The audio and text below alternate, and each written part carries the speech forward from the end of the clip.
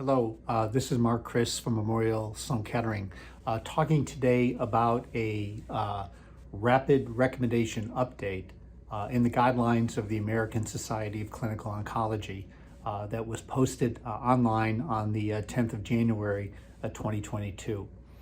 In this rapid update, the adjuvant guidelines were updated to include the use of osimertinib in patients with 1B and stage 2 and 3 lung cancers that had EGFR mutations, and a recommendation for adjuvant atezolizumab for patients with stage 2 and 3 lung cancers completely resected after cisplatin-based therapy and with a PD-L1 status greater than 1%. I think this is an important addition to the guidelines, and I commend ASCO. I was part of the guideline panel for very quickly realizing that these papers that were presented at major meetings, published in major medical journals, and were the basis for U.S. Food and Drug Administration approvals for these agents, for these indications, that this merited a quick response.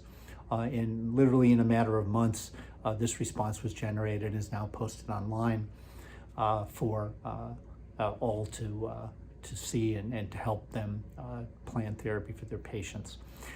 These papers are important because it shows that therapies that are additions to what we have now can improve disease-free survival. And disease-free survival is a surrogate today for cure.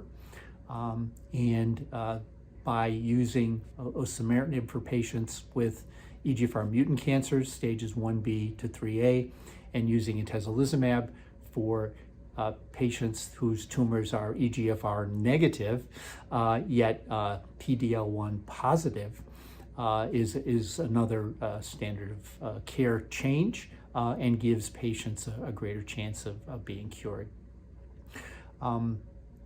We now have a recommendation for stage 1B. We really didn't have that before the osimertinib for EGFR mutant patients, so that's another step forward.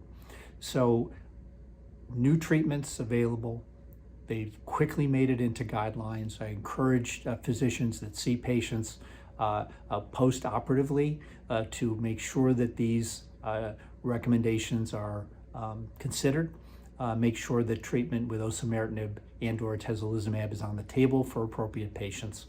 And yet another advance and another way we are doing a better job in fighting lung cancer.